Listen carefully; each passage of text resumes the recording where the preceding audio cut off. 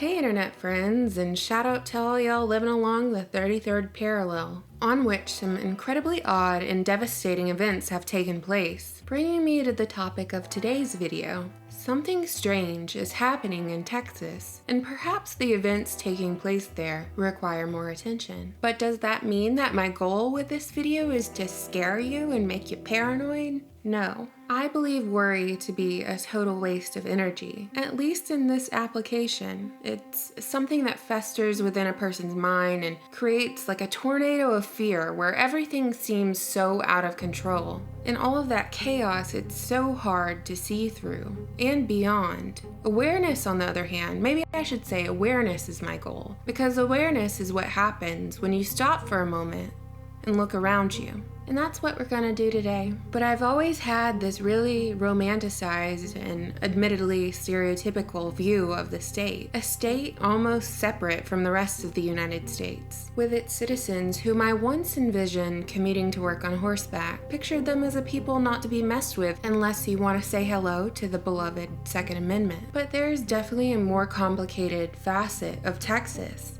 marked by a constant stream of devastating natural disasters, the assassination of President John F. Kennedy, the massacre of Waco, and of course, a sordid and bloody history with Mexico. Texas was never really on my news radar until the beginning of 2017, when a report from the University of Texas in Austin revealed that there were more than 300,000 victims of human trafficking in the Lone Star State, with nearly 79,000 of those victims being minors, which made me consider that slavery never really went away, and this is just its modern form. Back in March, I did another double take at Texas when there was a headline that came out saying that a Texas teen was slain as a sacrifice to the beast. These gang members were arrested on charges that included kidnapping a teen girl, physically and sexually torturing her, tattooing her against her will, and ultimately killing her for insulting their cult god. The name of the girl they killed?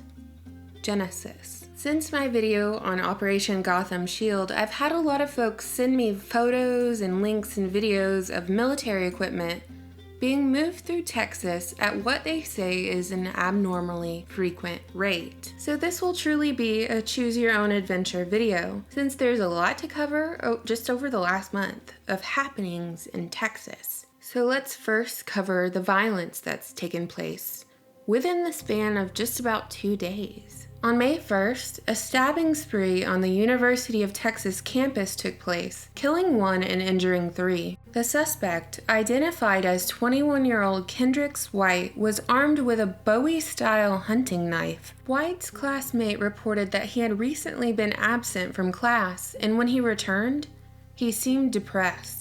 And a lot of these articles that I'm reading about him say that he had mental health issues and that he's been committed to a mental health facility in another city. One thing that stuck out to me about this story is reports of Kendrick White appearing calm as he stabbed one student, then another, and then another, appearing to choose his victims at random. In 2012, before White was ever a student at UT Austin, he made a 14-minute video at his home that shows he and other classmates reenacting the murder of white people by Haitian political figure Dutty Bookman. On May 2nd, a gunman opened fire on emergency responders treating a gunshot victim in Dallas. The suspect in this firefighter shooting was under federal investigation, according to the FBI. Over a decade ago, he led protests against the Dallas Police Department and was previously the leader of the new Black Panther Party. The suspect's name was Derek Brown, a father of 18 children who worked as a janitor at Parkland Memorial Hospital. After officers returned fire on Derek Brown, he ran into the home where he was later found dead. Unfortunately, that's not where the violence, or even the campus violence, ended last week. On May the 3rd, reports of 2 dead and apparent murder-suicide at a Texas college surfaced. Within an hour of declaring an active shooter at the Northlake College, the Irving Police Department said 1 victim is dead and the suspected shooter appears to have committed suicide. Aside from a really violent week in Texas, the weather mainly made headlines this month. Did you know that the deadliest natural disaster in the history of the United States occurred in Galveston, Texas in the year 1900, when a Category 4 hurricane hit the island city? This isn't directly related to that. I guess it could be, but the state of Texas openly discusses their weather modification programs in what they call their cloud seeding programs, which they say helps with agriculture. What are the long-term effects?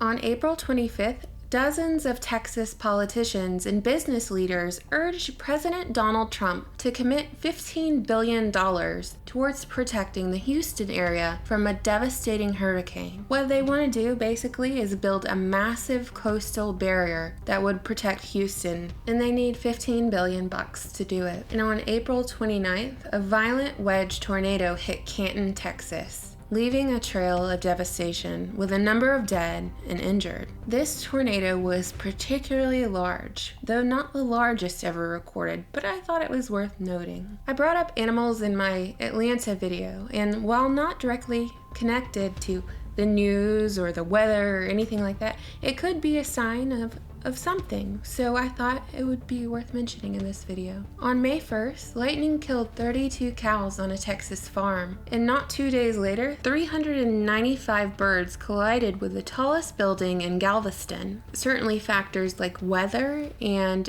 the birds not being used to tall buildings in the area could be factors playing into their ultimate demise, but that's certainly not Texas's only weird bird activity, not even this year. A huge flock of black birds was captured on camera as they descended onto a Houston highway around January, looking like something from an Alfred Hitchcock movie. And according to Texans, this was normal migratory behavior. It totally looks apocalyptic though. So let's move on to the final segment of news, which really didn't get much coverage this month due to all the other happenings in Texas. But on April 8th in Dallas, all 156 of the city's sirens were activated more than a dozen times, and officials still don't know who is responsible for the hacking. This is concerning on two different levels. One, it's concerning that a city system was that easy to hack. I mean, if they can hack the sirens, what else can they hack? And two, will this alleged security flaw be used to push for less individual privacy online?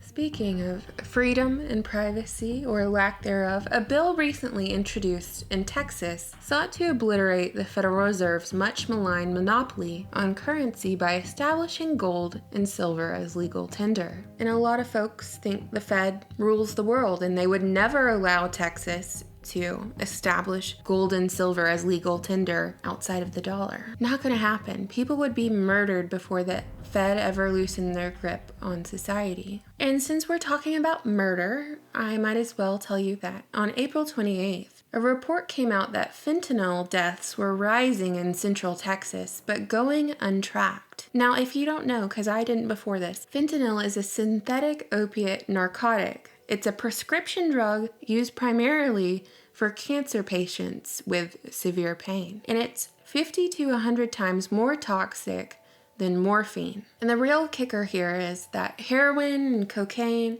and other drugs can be cut with fentanyl in powder, liquid, or pill form. You can't see it, you can't smell it, you can't taste it, so you don't know it's there. So when we factor in the connection that the US government has with the drug cartel, and then we put Texas into perspective, this makes for a topic I'm really interested in discussing in further detail. Maybe in a future video, because the fentanyl epidemic is sweeping America, hitting hardest in what looks to be the most impoverished areas, as the people dying are those who are addicted to drugs, obtaining it illegally. And I guess the idea is when you buy it illegally, there's no one watching over you to see if the drugs are properly regulated or whatever you do with drugs. Nobody's checking to see if they're putting some fentanyl in it. So it seems like a really effective way to take out a lot of people. On May 2nd, Texas Governor Greg Abbott signed an anti-BDS bill on Israel's Independence Day. BDS, it stands for Boycott, Divestment, Sanctions. And according to their website, BDS upholds the simple principle that Palestinians are entitled to the same rights as the rest of humanity. The bill that the Texas governor signed bans state entities from engaging in business with organizations and companies that support BDS. Did you know that Texas is Israel's #1 trading partner in the United States? Also on May 2nd, a bill written by a private prison operator to assist its immigration detention business could advance through the Texas State Senate. The legislation would allow family detention centers to be classified as child care facilities, enabling immigrations and customs enforcement to detain women and children for longer periods. So we'll come full circle with this. 2017 is the year that the public should be able to see the files on President John F. Kennedy's assassination, if President Trump decides to make them public. Do you think he'll release the estimated 3,600 files related to the assassination that are still under seal at the archives? And if so, do you think former CIA Director President Papa Bush will be in another Texas hospital with a bout of pneumonia, or no? So I want to know what you think. I always look forward to your comments, and thank you so much for watching, everyone, and subscribing.